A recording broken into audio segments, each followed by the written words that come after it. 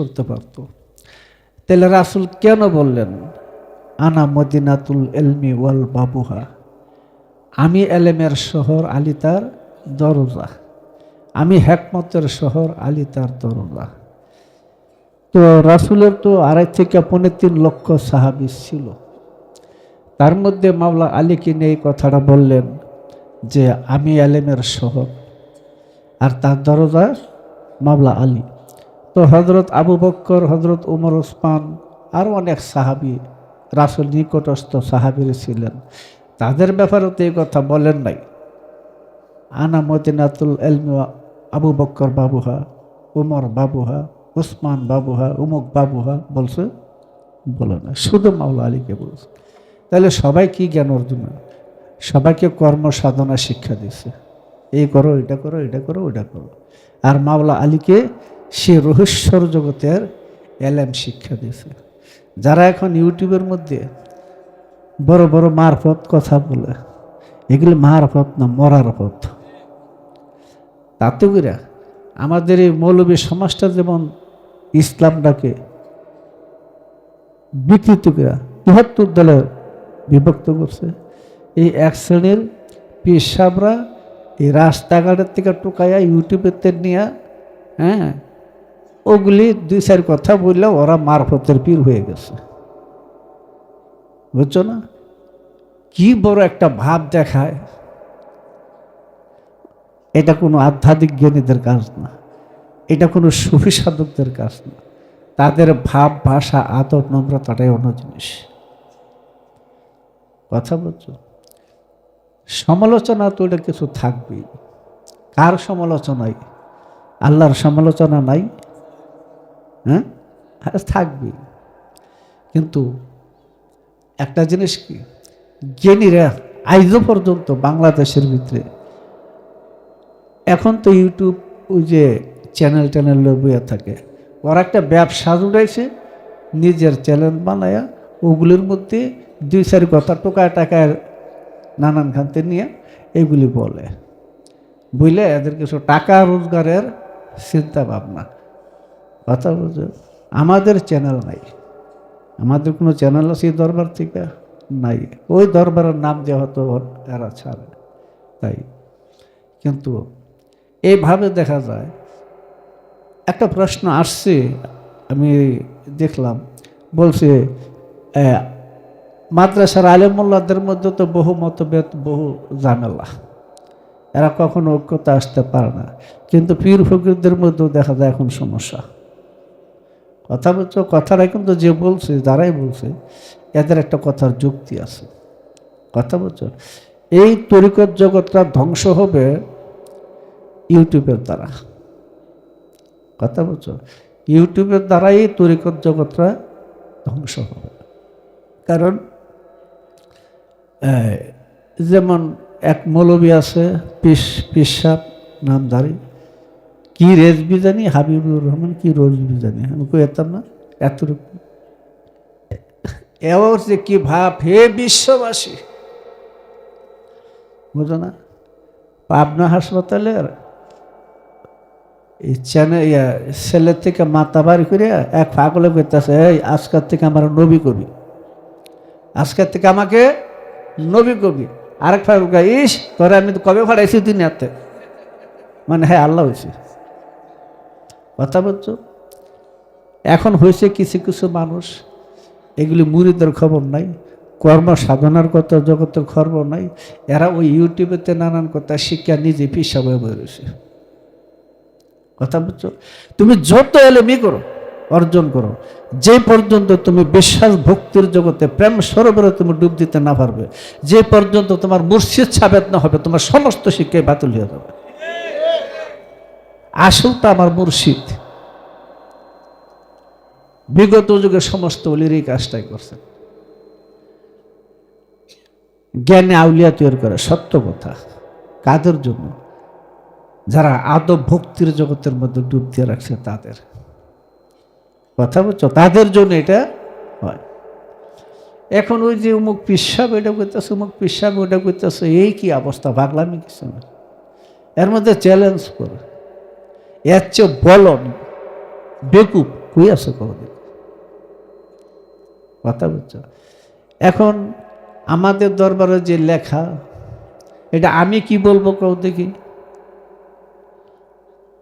হযরত আবু বকর, ওমর, ওসমান বা অন্যান্য সাহাবীদের ব্যাপারে বা ইসলামের মূল যুগে, প্রাথমিক যুগে যে সমস্যাগুলি আমি পাইছি, দেখছি, সুন্দর করে তুলে ধরছি। আমি যদি কই উমুকে ভালো না, উমুকে খারাপ, উমুকে কাফের, উমুকে বন্ড, আমি লেখা যদি এটি বলি, এটা কিন্তু ঠিক না। আমি লেখছি, ইতিহাস তুলে ধরছি, তার ভিতরে আলমে মারফতের অনেক কথা আছে, কেউ বুঝতে পারে, নাও বুঝতে পারে, কিন্তু ইতিহাসটা অবশ্যই বুঝবে। সেই ইতিহাসটা তুলে ধরছি, রায় দিব জনগণ। আমি দেবো কেন? লেখাটা ঠিক না ঠিক নাকি এটা রায় দিব পাঠক নাকি? তার মধ্যে কি সবাই ভালোই করবে? সবাই ভালো করব? কখনো না। আল্লাহর সৃষ্টিতে কোন জিনিসটাকে মানুষ সমালোচনা করে নাই? সবাই তো স্বয়ং খোদাকে সমালোচনা করে, আছে না? এই জন্য বলি যে এই বিষয়গুলা নিয়ে আলোচনা সমালোচনার মূল একমাত্র কারণ হইল এই ইউটিউব। কথা বলছো? কত বেকুব, একজন তো ল্যাংডা হয়ে যায়, একজনকে আমি ল্যাংডা হয়ে গেছি, তো তুমি তো ল্যাংডা হই। বর্ষার বাজারে পীর সানাই নিয়ে বসে রয়েছে, এক মাদ্রাসার মোল্লা ইয়ামোটা যাইতেছে, তো ওনার গায়ে কোনো কাপড় নাই।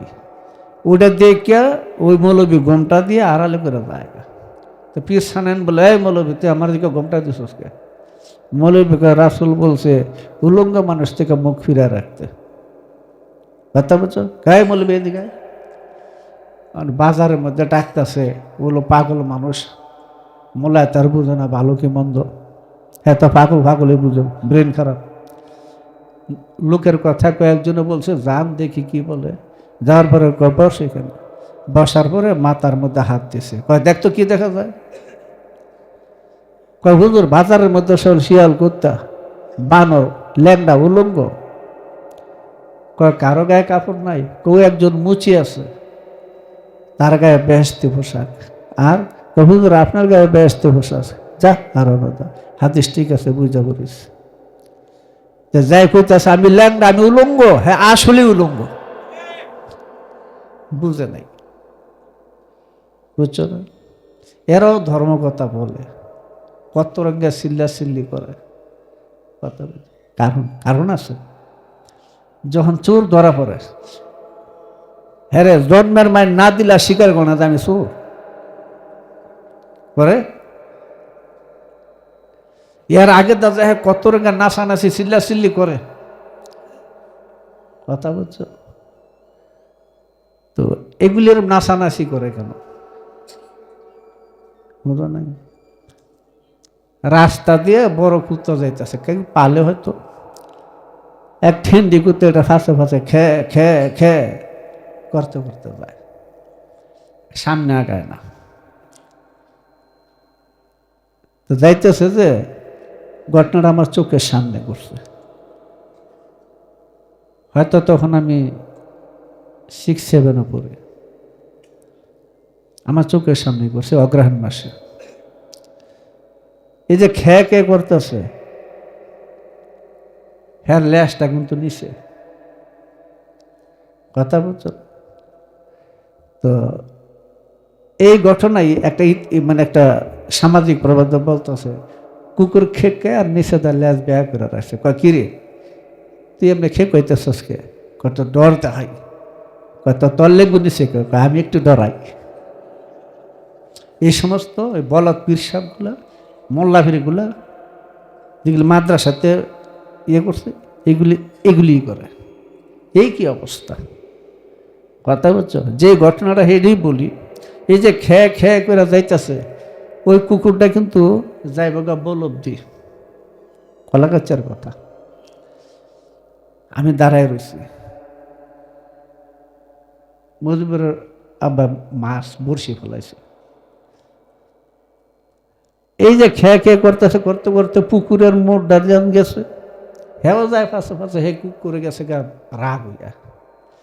আর কেজন একটা ঘোঙ্গানি মারছে ফিরে, আর কোনো আওয়াজ নাই। আমি আসলে খেয়াল করি, আমি মুর্শিদ দিকে তাকাই রয়েছি।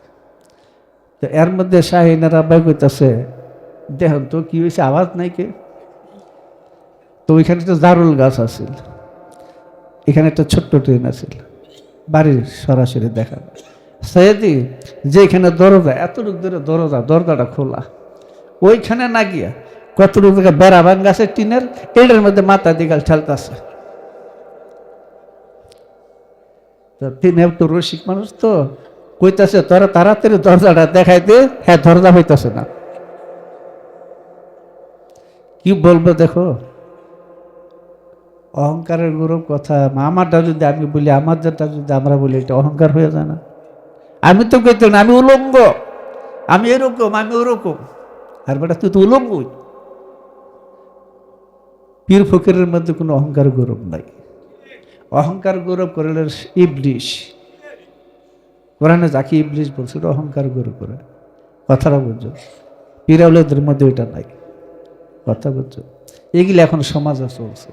এরা এগুলি করে করে ভালো ভালো লোকদের বিরুদ্ধে দিয়ে কথা বললে নিজে সাইনবোর্ডটা উঠাইতে চায়, কিন্তু হাতরা যে ল্যাংড়া এটা কিন্তু জানে না। এই হাতে কিন্তু নিশান ধরারই আর ক্ষমতা নেই, কথা বুঝছো? এগুলি পাগল ছাগল কিছু পিসা হয়েছে, এগুলি ইউটিউবের মধ্যে এই পেশাল পারে, কথা বুঝছো? তোমার গায়ে যদি পোশাক থাকতো, তোমার বাসারই অন্যরকম হয়ে যেত, কথা বুঝছো?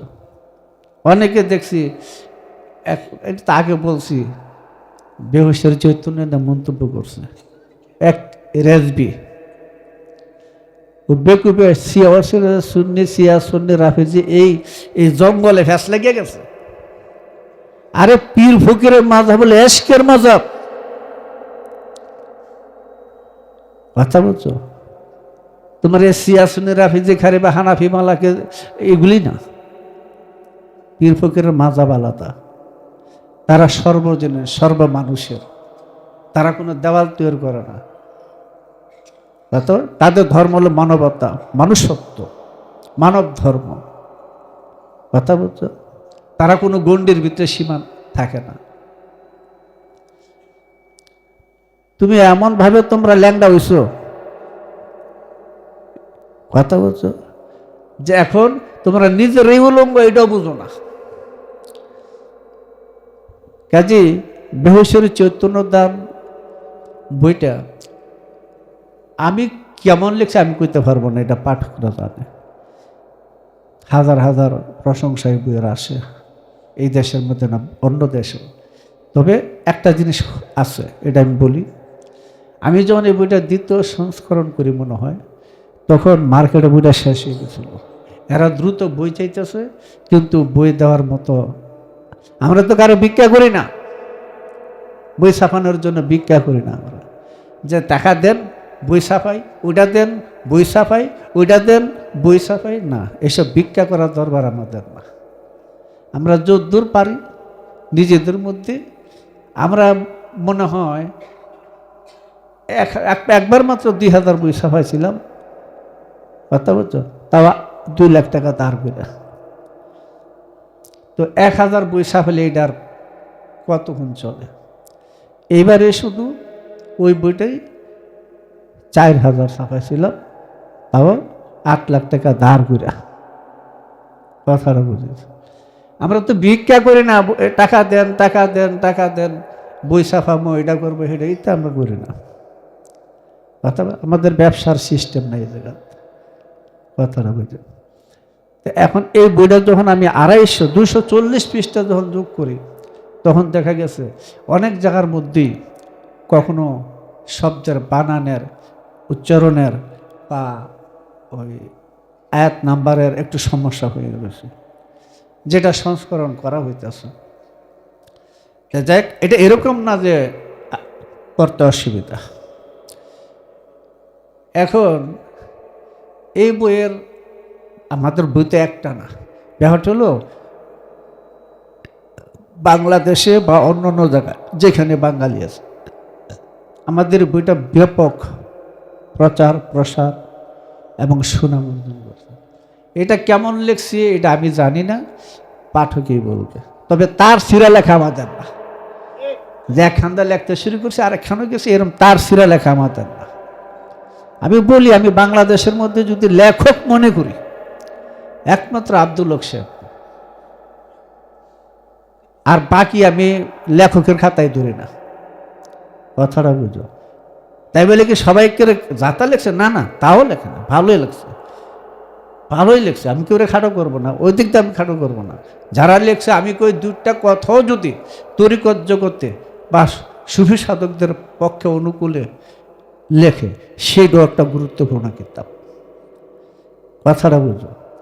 কাজী তার মধ্যে লেখার মানদণ্ড হিসাবে আব্দুল হক সাহেবকে একমাত্র আমি মনে করি আমার দৃষ্টিতে লেখক।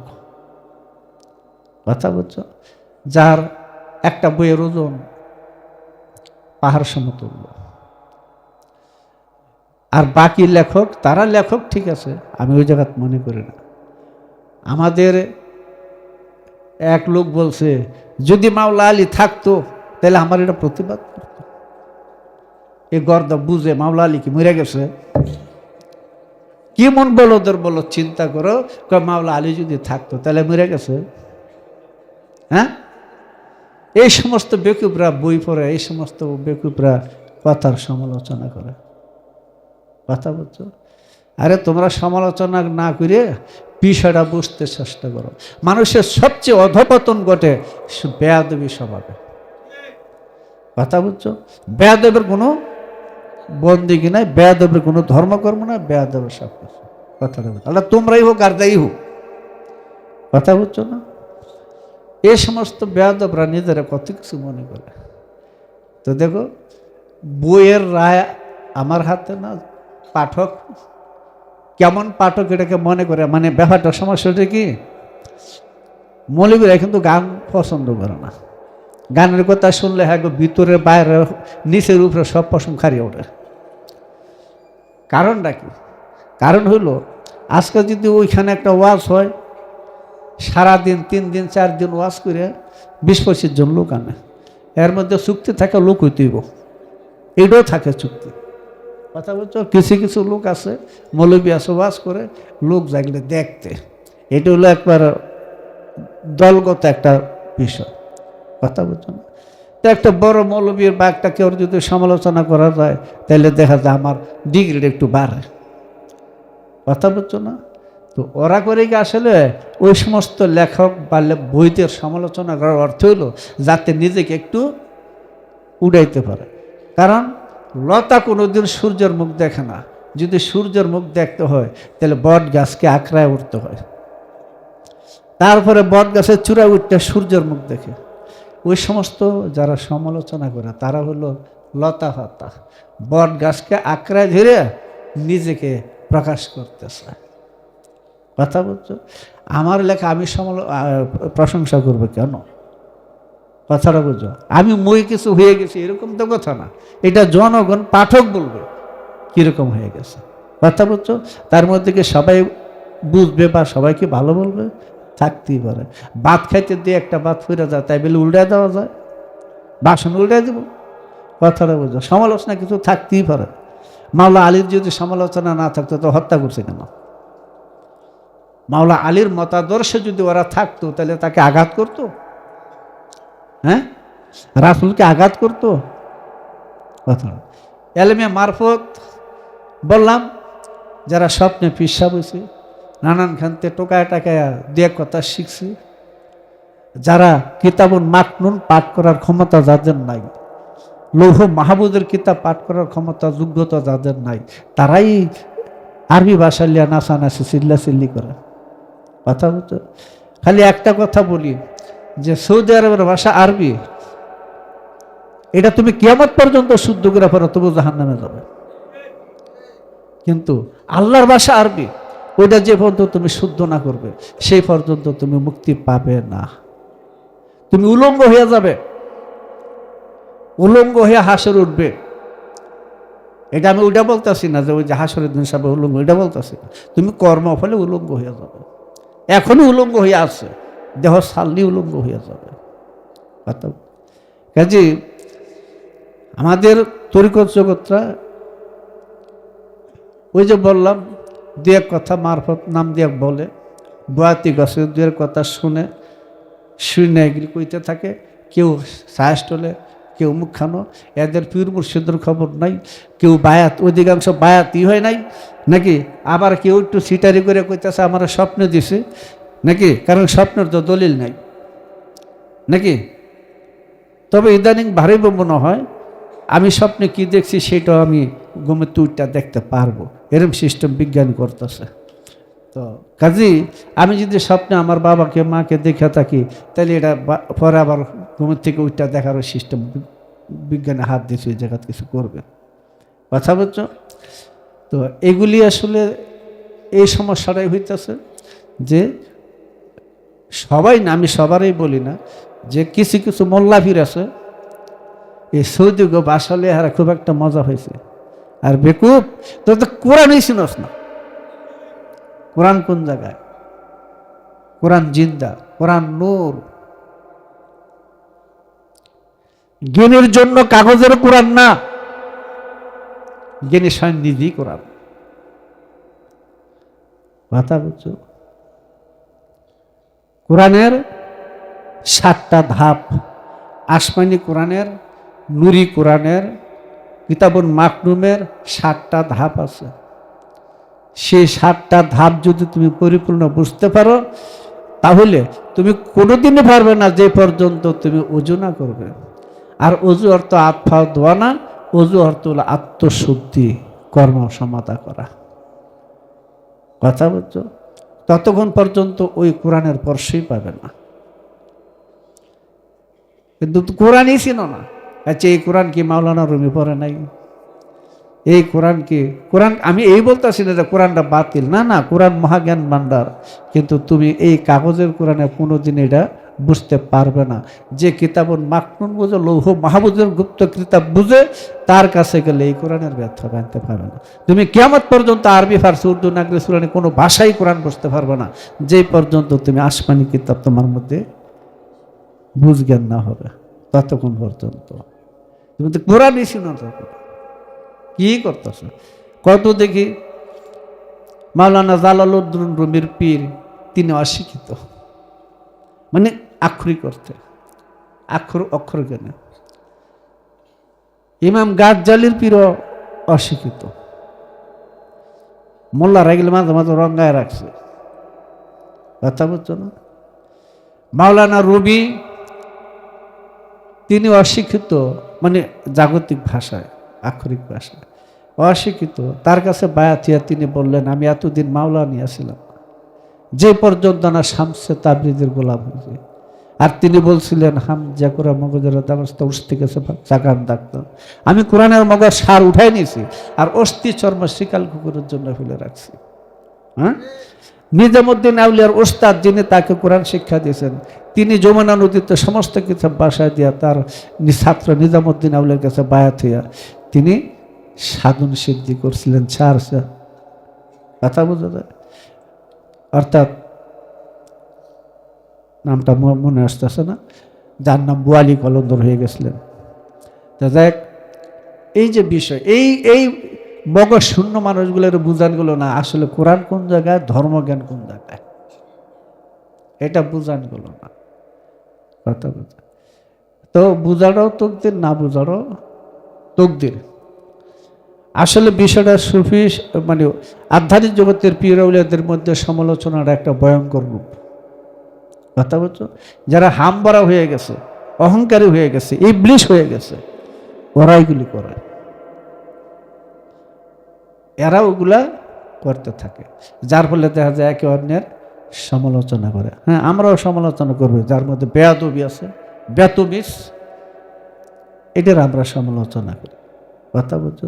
এটা আমার দরবারই হোক আর যে দরবারেই হোক, বেয়াদব এটা খারাপ, বেয়াদবের কোনো ধর্ম নাই, ওদের মধ্যে কোনো মনুষ্যত্ব নাই, কথা বলছো। সেজন্য দেখা যায় যে এই যে সমালোচনা একটা একটা করে এটা সেটা, এগুলি হলে আসলে কেউ আছে বট গাছ ধরে আসমান দেখতেছে নাকি, কেউ আছে দু এক কথা শিক্ষা সাহস হলে বইয়া সাফাবাজি করে, হ্যাঁ, আনলে ব্যামরি দান দেখা যায় ওই পিসাব নাম যেটা মুরিদ করা শুরু করে দিছে, এগুলো ইবলিসের চোখ খারাপ কথা বলছ। অনেকে স্বপ্নের দলিল দেয় ইত্যাদি, স্বপ্নে বউ ভাইয়া কেউ ফলাফানো হয়তো নাই, স্বপ্নে ভাত খাইয়া কেউ ফ্যাট বাড়াইতে পারে নাই, কথাটা বলছে। স্বপ্ন হলো রূপক, স্বপ্নগুলো আসে রূপকর জগৎ, রূপক হয়ে আসে। সাপ দেখলো শত্রু, সাপ মরে গেছে, শত্রু মরে গেছে, কথা বলছো। গুলাফানি দেখা বিপদ আপদ লক্ষণ, জ্বর তুফান দেখা রাষ্ট্রে বিপর্যয় ঘটতে পারে ইত্যাদি, সরাসরি অর্থ হয় না। তো কোরআনের কালাম হলো রূপক। আরেক ব্যক্তি এক কথা বলছে, আমি নাকি নবীরা জানোয়ার বানাইছি। ওই যে নবী সাদরাতুলিয়া কেন গাছের মধ্যে মোর বেসেছিল, হ্যাঁ, কেমন বেকুব, বেকুব এগুলি কিছু কইতে ইচ্ছা করে। আর বেকুব, কোরআন হাদিসে রাসূলের কালামের ভাষা হলো রূপক। নবী যদি মোর রূপ না ধরে আল্লাহ সৃষ্টি হবে না। তুমি কেমন পর্যন্ত আমার সাথে বসতে পারো, যে দিন মনে আছে তোমার যত গোষ্ঠী শুদ্ধ লেও, নবী মোর রূপ না ধরলে সৃষ্টি সৃজন হবে না। তুমি নবী চিনো নাই, গোড়ার ডিম পেশাল ফারো, বিরক্ত করে এগুলো, লজ্জা শরম দুটো থাকে। এগুলো যে প্রচার পাওয়ার জন্য কয়, আমার একটু কিছু কইতে হলে মুখ একটু কইতে হলে আমার একটু ডিগ্রিটা বাড়ে। দেখি কেমন বেকুবের বেকুব। তোমারে মনে করো না তোমরা আমি এই ময়ূরের ভেদ জানাইব। রাসূল ময়ূর, নবীর ময়ূরের ভেদ রূপ না ধরলে সৃষ্টির সৃজনই হবে না। আর বেকুব আমি বলে নবীর ময়ূর বানাইছে, জানোয়ার বানাইছে। কেমন লাগে একটু কত দেখি। এরা আবার ধর্ম নিয়ে কথা বলে, এরা আবার কোরআন নিয়ে কথা বলে, এরা আবার হাম বড় হয়ে যাক, আমি কি হইয়া গেলাম। অল্প পানির মাছ বেশি ফেললে যে লাফাই যশ হয়েছে।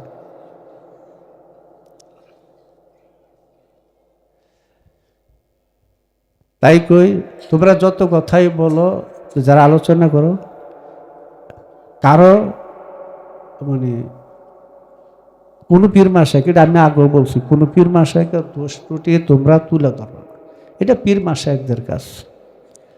কথা বলছো। আবু জাহেলেরও তো বক্ত আছে, নাই এমন কথা আছে? হ্যাঁ, তো যাই আমাদের লেখাগুলা, এটা তো আমরা কিছু বলতে পারি না, পাঠক বলবে কিরকম নাকি, আর অন্য অন্য লেখা কিরকম এটা পাঠক বলবে কিরকম। আমি বলবো কেন যে আমার বই এত ভালো, আমার বই এত ভালো, ঠিক কোনোদিনই ঠিক না, কথাটা বলছো। তবে লেখার ভিতরে গিয়া শব্দ এদিক সেদিক একটা বড় বই হইলে যা হয়, কথা বলছো। তো এটা কোরআন যারা অনুবাদ করছে এদের মধ্যে কত ভুল আছে, কথা বলছো। তো এই জন্য তোমরা ওটি নিয়ে আর কি বলবা বুঝো না। জানি না তোমার কে ফোন করে বলছে কি বলছে। আমাদের এখান থেকে যে কথাগুলো বলা হয় তা এলমে মারফতের আলোকেই বলা হয়। তবে কতগুলা বিষয় আছে, সেই বিষয়গুলো আমরা ভক্ত সমাজের মধ্যে যারা বুঝার মতো যোগ্যতা রাখে তাদের কাছে অনেক সময় বলি, কথা বলছো। এটা হলো বিষয়। কাজে স্পষ্ট বলি না, ওই যে উবাডার মতো হয়ে গেছে, কাজ গা নাচবো আর মোকলা রাইব, কালকা গান গাইব, দুইবার একটা হতে কারণ হনে না, কথা বলছো। এগুলি হচ্ছে মাতাল, মাতাল হাটে আর কয় এই তুই আর মদ খাইস না, কয় তোর দুইটা দেখা যায়, খেয়াল করে কইতাছে কি তুই আর মদ খাইস না, তোর দুইটা দেখা যায়, তুই তো দুইটা দেখবে, তুই নেশা ভূত হয়ে রয়েছে। এগুলি এই অবস্থা। আমি মনে করি এই সমস্ত ফাজিল মার্কা, বেয়াদব মার্কা লোকদের আলোচনা কথা না শোনাই ভালো। যাদের থেকে আদব নম্রতার কিছু শিক্ষা পাওয়া যায় তুমি সারা জন্মে কিছু শিখো নাই, তোমার বিশ্বাস ভক্তি প্রেম মুর্শিদের প্রতি ষোলন আছে, তোমার সর্বসাধন সিদ্ধি। শুধু এই না, তুমি যে মুর্শিদের সাথে তোমার সম্পর্কটা বিশ্বাসটা অটুট রাখার জন্য আপ্রাণ চেষ্টা করতেছো, তাতেও তোমার দেহের মধ্যে কোনো পাপ থাকবে না। কথাটা বুঝছো? আর মুর্শিদের মহব্বতে কোনো গুনাহ থাকে না। তুমি শত সহস্র বছর জ্ঞান অর্জন করো, কিন্তু মুর্শিদের প্রতি তোমার মহব্বত নাই। আর তুমি মুর্শিদের প্রতি মহব্বত দেখাইতে যদি আরেকজনকে ছোট করো, তুমি আস্তে একটা বেকুব, তোমার ধর্ম শিক্ষাই নেই। কথা বলছো? তাই এটি থাকবে, এইটা নিয়ে মানে ইয়া করার বিষয় না। কারণ আসমান দেখতে গেলে বট গাছ আঁকড়ায় ধরা লাগে। আমরা যদি এইসব নিয়ে আলোচনা করি তাহলে হ্যাঁ ডিগ্রি বাইরে যাব, বুঝছো না? এই যে আমার নিয়ে কইতেছে এগুলি বাদ দাও, তোরা কিছু বলবি কেউ? হ্যাঁ, যাক, এটা সারলাম। দেখি, আমাদের কথা হলো আমরা উপযুক্ত পাত্র অনুসারে মারফতের নিগুর কথা রহস্য প্রকাশ করি। কথা বলছো? রাসুলের কালাম ওইটা, কালিমুন্নাস আলা কাদ্রু কুলহিম, যার যেরকম জ্ঞান তার সাথে ওরকম কথা বলো। তো আমাদের কথাগুলো বেশিরভাগই ভক্ত শিক্ষার জন্য। আমরা দরবারগত ভাষায় বসি, আমরা ওই কোথায় কে যাইব, কীরকম বলবে, এসব বিষয়ের জন্য আমরা কথা বলি না।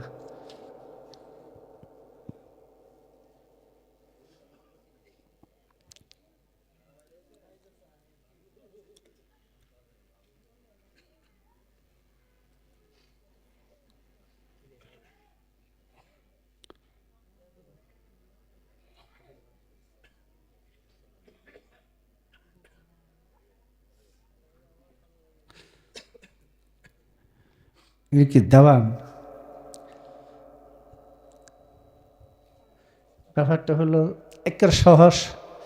আমরা কোনো জটিল ভাষায় যাই না, সহজ ভাষায় বলে দিই। রাস্তা শঙ্কাকুল, রাত্রি অন্ধকার, দুশ্মন লুকাইত, রুহে হায়ানি, পশু আত্মা যার দ্বারা জীব দেওয়া চলে, সেই পশু আত্মার নফসে আম্মারার, তার নফস আম্মারা, নফসে আম্মারার মধ্যে মানুষের শত্রু লুকায়িত। ওটাকে রাত্রি অন্ধকার বলা হয়েছে। তাওয়াক্কাত আলাল্লাহ, এর নূর আমার পথ প্রদর্শক, এটাই যথেষ্ট। আল্লাহর প্রতি পূর্ণ বিশ্বাস, ভক্তি, নির্ভরতা, ঠিক আছে, এটি আমার পথ প্রদর্শক, এটি আমার যথেষ্ট, ঠিক আছে। এখানে তিনি আল্লাহ বলছেন। এগুলি বলতে গেলে অনেক কথা। আমি গত 5-21 তারিখে আমি আলোচনাটা করছি ভক্তবাড়িতে মানিকগঞ্জে। তো আল্লাহ, এই আল্লাহ এটা কি, এটা কোথায়, কেমন? শুধু এতটুকু বলি, আল্লাহ নিজেকে জানতে চাইছেন। কুন্তু কানজান মকফিয়ান, এটা জাত আফাদিয়াত জগৎ। নিজেকে তাই সৃষ্টির সৃজন করছেন নিজেকে পরিচিত করার জন্য। ওটা যাতে ওয়াহাদাতের জগৎ, ওইখান থেকে ওয়াহেদিয়াতের জগৎ আসছে, এটা তো এখানে অনেকেই জানে বুঝে। তো সেই অদৃশ্য জগৎ থেকে আল্লাহ নিজে যখন দৃশ্যমান হইলেন, নাম হইল তার মোহাম্মদ। তিনি হিজাব পড়লেন, ওয়াজিবুল ওজুদ ধারণ করে আল্লাহ নিজে মোহাম্মদী হিজাব করে এই ভক্তের সামনে হাজির নাজির। আল্লাহ বলো, ঈশ্বর বলো, ঘট বলো, যেগুলো তোমার মুর্শিদের রূপ ধরে বলো, আর না শয়তানের খাতায় নাম লিখবা। কাজী তাওয়াক্কাল তো আল্লাহ, এই কথাটা মুর্শিদকে লক্ষ্য করে। সহি খুতবা ও রাষ্ট্রের মুদ্রাকে তৈরি করেছে। সহি খুতবা, খুতবা মানে আলোচনা, বক্তৃতা। সহি মানে শুদ্ধ। রাষ্ট্রের মুদ্রাকে তৈরি করছে, দেহ রাষ্ট্রের মুদ্রা তৈরি করছে। সূরা কাহফের মধ্যে আছে 309 বছর ঘুমাইছিল 7 জন আল্লাহর ওলি গুহার ভিতর। তাদের মুখের মধ্যে ছিল একটা কুকুর, ঠিক আছে, একটা কুকুর ছিল। সেই কুকুরটা 309 বছর পর্যন্ত তাদেরকে পাহারা দিছে। সেই কুকুরটা কিন্তু সবার সাথে আছে, কারো কুকুর বাধ্য, কারো কুকুর অবাধ্য। যার কুকুর বাধ্য হয়ে গেছে তাকে পাহারা দিছে। এই দেহের মধ্যে সেই 7টা নারী আছে, যা 7টা নারী আছে। যে সন্তানটা খোয়াজ খিজির হত্যা করছিল, তার বিনিময়ে আল্লাহ 7টা নারী দিয়েছিলেন। সেই 7টা নারী সবার মধ্যে আছে, জাগ্রত করে নিতে পারবে।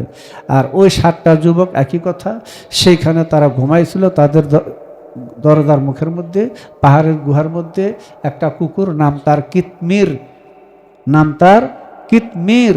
সেই কুকুর সেখানে পাহারা দিয়েছিল। তারা 309 বছর পরে যখন বের হয়ে আসলো, তখন তাদের কাছে যে মুদ্রা ছিল সেই মুদ্রা নিয়ে বাজারে গেল। বাজারে যাওয়ার পরে সবাই মুদ্রা দেখে আশ্চর্য, এই মুদ্রা তো এখন না, এটা 309 বছর আগের যে বাদশা ছিল সেই বাদশার আমলের মুদ্রা। এখন এই মুদ্রাটা হলো অচল। কথা বুঝছো? সেই মুদ্রাটা হলো অচল, অর্থাৎ জ্ঞানীর জ্ঞান সমাজে অচল, জ্ঞানীর জ্ঞান সমাজে অচল। ওই সেই মুদ্রা তৈরি করেছে সহি খুতবা, শুদ্ধ ভাষা, শুদ্ধ কথা, শুদ্ধ সাধনা, শুদ্ধ জ্ঞান অর্জনের মধ্যে সেই রাষ্ট্রের মুদ্রা, দেহ রাষ্ট্রের মুদ্রা তৈরি হয়ে গেছে। ফেরেশতারা রাজমুকুটধারীরা হৃদয়ের ছাদে স্থান নিয়েছে। এই তাতে করে ফেরেশতারা এই হৃদয়ের মধ্যে, হৃদয় মানে মানব হৃদয়ের জগৎ কোনটা, এখানে আমরা আমাদের ভাষায়, আমাদের তালিমের ভাষায় বলি দিলে সানোয়ারে, দিলে মাদুয়ারে, দিলে নীলুফারি। এই 3টা দিলের ভিতরে ফেরেশতা আশ্রয় নিয়েছে। অর্থাৎ শুদ্ধ জগতের মধ্যে ফেরেশতা সাফাতে গুণ, তারা জাগ্রত হয়ে উঠছে। এটাই বিষয়টা, বুঝা গেছে? হ্যাঁ, আচ্ছা, এটাই বলা হয়েছে। অত খাজা গরিব আমাদের ভাষায় বোঝা যায়, কারণ ওনার খুতবার ভাষাগুলো এত গভীর, এত বিজ্ঞানময়, এত জ্ঞান গভীর যে এটা সবার পক্ষে বোঝাও সম্ভব হয়ে ওঠে না। এর জন্য এই 3টা কথার অর্থ এই আমি যা বললাম। রাস্তা সংখ্যাকুল রাত্রি অন্ধকার দুশ্মন লুকায়িত। এই দুশ্মন পশু আত্মার স্বভাব নফস আম্মারা, মানুষকে এই রূপ চেহারা বদল করে দেওয়ার জগতে এটি কাজ করতেছে, ঠিক আছে। আবার এই জীবদেহ পরিচালনার ক্ষেত্রেও সেই আছে। কাজী ওই যারা নাকি রুহের বিভক্ত বুঝে না, হ্যাঁ, ওই সমস্ত বেকুবদের নিয়ে আমাদের আলোচনা না। ওরা যা পারে এরা করুক গিয়া, কিন্তু আমাদের শিক্ষা, আমাদের ধারা যেটা দেয়া আত্মার ভ্রমণের স্তর, আমরা শেষ মানব স্তর। এই মানব দেহটা হলো মানবাত্মার শেষ ভ্রমণের স্থান, আশ্রম। এখন যদি আমরা এই মানবাত্মা, মানব দেহের মধ্যে, হ্যাঁ, এই মানুষের যে জ্ঞান, মানুষের যে শিক্ষা, মানুষের যে আচরণ, সেটা যদি আমরা মানুষে রক্ষা করতে না পারি, তাহলে কিন্তু একটা সুরতও থাকবে না। তাই দেওয়ান রশিদ সাহেব বলছিলেন, থেকে মন সচেতনে, জ্ঞান নয়নে ঘুমায়ও না। আবার বলছে যে সেজ সোজে শ্বাস করিবে সেই কাজ, নইলে পাবে লাশ হাসরের বিচারে। কথা বলছো? কাজী আমার শেষ আশ্রম, শেষ বিশ্রামের স্থান মানবদেহ। হ্যাঁ, এই মানবদেহ যদি আমার রক্ষা করতে হয় মানবাত্মার, তাহলে আমাকে শুদ্ধি কর্ম সাধন জগতে আমার ঢুকতেই হবে। বিশেষ করে প্রাথমিক অবস্থায় আমাদের প্রথমেই কাজটা যা করতে হবে, হুশ দরদম নজর বড় কদমের মধ্যে থাকতে হবে। এই কাজটা করতেই হবে, ঠিক আছে। এরপরে খেলার দরজা, মোরাকাবা, মুশাহাদা, মুকাশাফা, মুআয়না, আরও অনেক দরজা আছে। সবাই সব দরজা অতিক্রম করতে পারে না। তাই মানবের সবচেয়ে বড় বিপজ্জনক স্থান, মানুষের সবচেয়ে বিপজ্জনক স্থানটা হলো নফসে আম্মারা বা পশু আত্মার। মানুষত্ব হারাইয়া আমরা পশুত্ব জগতে ভাস করি, ঠিক না? এর জন্য এইখানে সবচেয়ে বড় গুরুত্বপূর্ণ বৈশিষ্ট্যময় একটা নামাজ হলো সালাতুল উস্তা।